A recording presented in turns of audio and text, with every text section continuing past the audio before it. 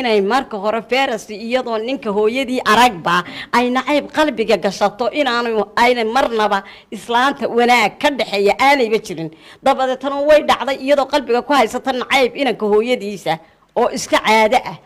ayaabay dhacday in gurigii la galo oo inankii guursado dabeetana islaantii way timid dabeedna nacaybkii iskaga qufulaa inanta markeeda horeba ayaa dee marka kelmad la yiraahdoba ay oranaysaa naagada anigu waxa hooy anigu waxa qaban maayo igada marka horeba habluhu way neceb yihiin inay sodoodu guriga ku noolaato markay dadku isku bataan waliba sodohda markay timaado cuntada comment ka sameynayso milix waa bilaadadan inankayga wuu caatoobay waxa meesha uqdad baa imaanaysa waa la is aamin dhibaato badan hooyada inaka dhashun baa diidantahay mise ilaa hooyada baa diidantahay hooyadina haska joogto gurigeeda because waxan waa wax cusub ya waxaan rabnaa inaan challenge kan waa marriage weeyaan waa wax aad u culays badan mid kale adigoo xaajigii oo soo shaqeeyay maanta oo dhan waxa gurigii baad imaanaysaa anigoo afkii taagi waayo because hooyada ayaan isdinay ama wax naga dhacmaray maalintii during the day marka anigu waxaan oranayaa wali hooyada ma ka sheekaysateen ama ma kaaga sheekaysay markii iyada la guursaday sidii ahayd iyo sidii guriga loo noolaan jiray ha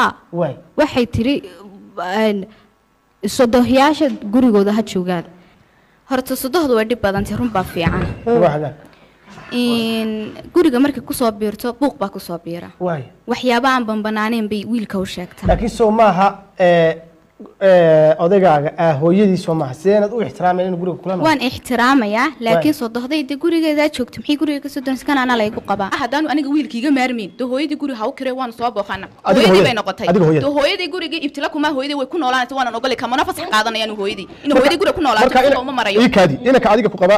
uma fasax qaadaysid in hooyada ay guriga timaado laakiin waxaad rabtaa inuu adiga fasax kaaga qaaday ogolaansho hooyadii ana guriga ka masuula laakiin hooyaday inta doonta ku nool walaalahay ba ku noolaan isaga fasax ugama qaaday kamana masuul aha reerkayga wixii imanaya wixii ka baxaya waxaana jeceshahay inuu ku ogolaansho hooyadii kaaga qaado hooyadii walaalkii haduu imanaya maxay ku duwan yihiin hooyada iyo isaga hooyadii furitaan baa sababasaaba waxa muhiim ah in loo daayo inanta guriga masuulka ka tahay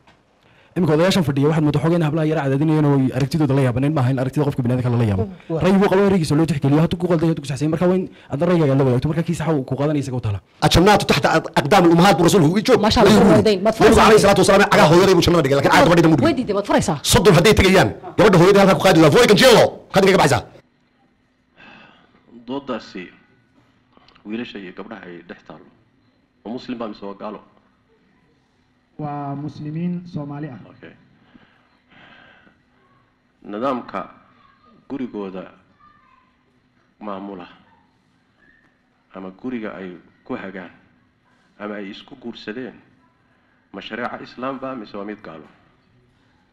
waa shariicada islaamka waana dad muslimiin ah warku waa cad yahay marka haddaan labada jawaabood helay in iyaguna muslimiin yihiin guriga sharcigii lagu dhisayna uu ahaa ka islaamka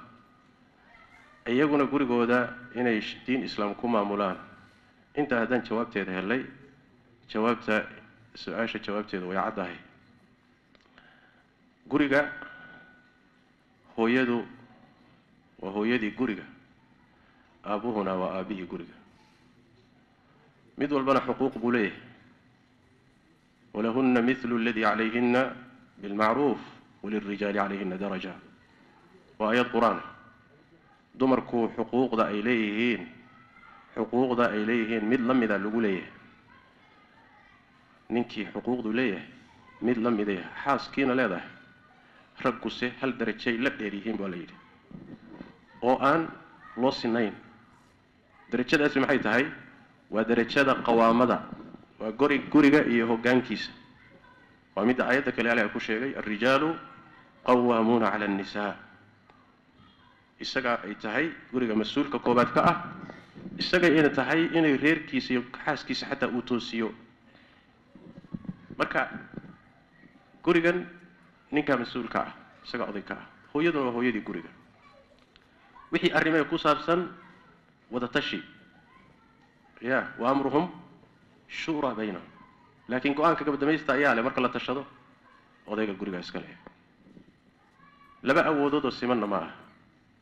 hadday laba awoodood oo siman noqon lahaayeen waa warka gaalada iyo sharciga gaalada gurigaasi ma dhisnaan karo waa ka ilaahay quraanka ku sheegay shay kasta oo jira laba awoodood oo siman hadduu ka dhaxeeyo ma jiri karo law kaana fiihima aalihatun ila allahu lafasadataa samadan iyo dhulkani hal ilaah inuu leeyaho maamulo hal rabbi waxaa ku tusaya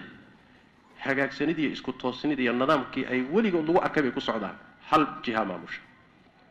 hadday laba jiho iyo ka badan maamuli lahaayeen way fasaadi lahaayeen suurtagal ma tahay hadda dowladdan ama dowladaha laba madaxweyne oo isku awooda dowlad ma maamuli karaan ya shirkad laba manager oo isku awooda ma maamuli karaan maya waa wax badiiyo iska cad waay guriga ninka oday ka ah hooyaduna waa marwo muxtaramaho waa hooyadii guriga hadday timaado su-aasha qaraabada hadday timaado qaraabada dhanka gabadha ka socotana guriga xuquuq bay ku leedahay gaar ahaan hadday waalidka yihiin qaraabada xagga ninka ka socotana guriga xuquuq bay ku leeyihiin gaar ahaan hadday waalid yihiin ma jirto wax la yidhaahdo gabadhuna qaraabadeeda xor weeyaan oo guriga firiga iyo guriga waa u fasaxayay ninka qaraabadiisuna gaar ahaan hooyadii baa la magacaabay guriga marka la keenayo waa in xaaska idan la weydiisto ya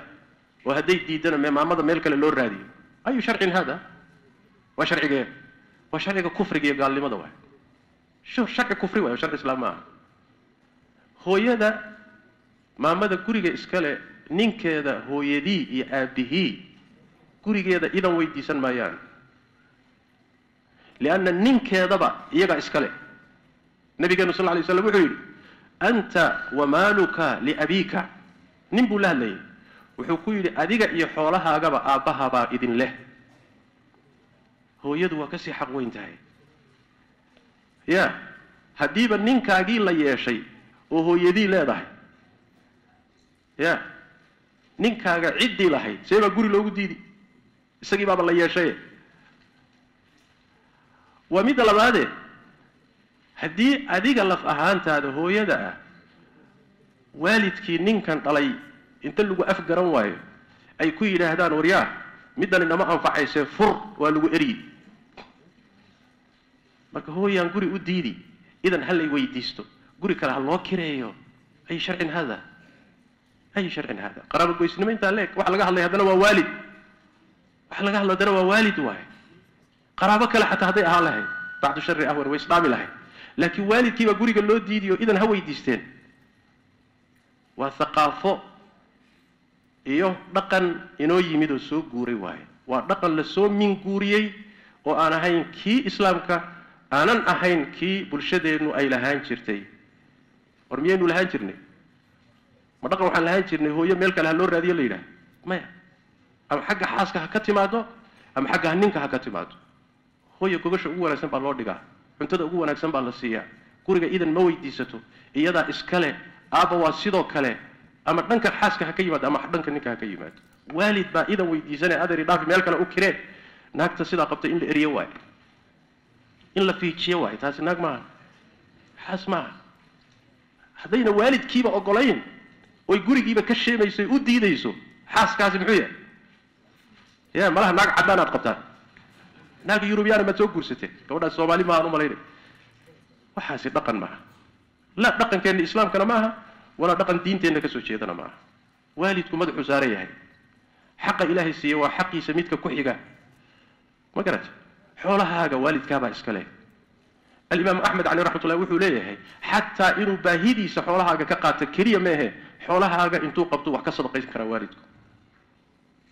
addoontaada kuu joogta buu waalidkaagu xorayn karaa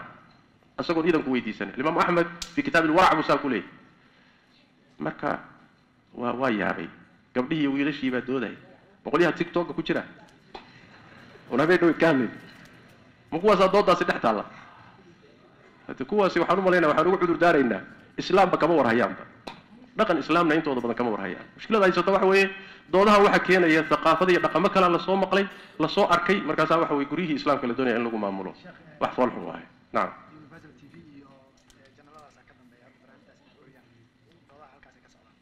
doodahan waa doodo la soo minguurinayo wey telefishin ha ka dambeeyo idaacadi ha ka dambayso wax la soo minguuriyey ummado kale laga soo qaaday oo dood u dhex taallo soo ma markaasaa dhalinyaradii muslimka la dhex keenoo la yidhi doodan ka dooda war maxaan ka doodnaa wax jiraba meehe dhaqankanagiina ma aha diintanaduna ma qabto magaalaan nahay markaan ka doodayno hooyo iyo aabbo lama soo dhaweyn karay bannaanka hala geeyo magaalaan nahay mise muslim baan nahay su-aashaa in la weydiiye waay telefishinka waxaa keenay ummadda dhex dhigayna waxaa loo baahan in la yidhaahdo war magaalaad doodsiinaysaan mise muslim baad doodsiinaysaan aslan ba su-aashaasi inay timaadaa khalad ah wallahu aclam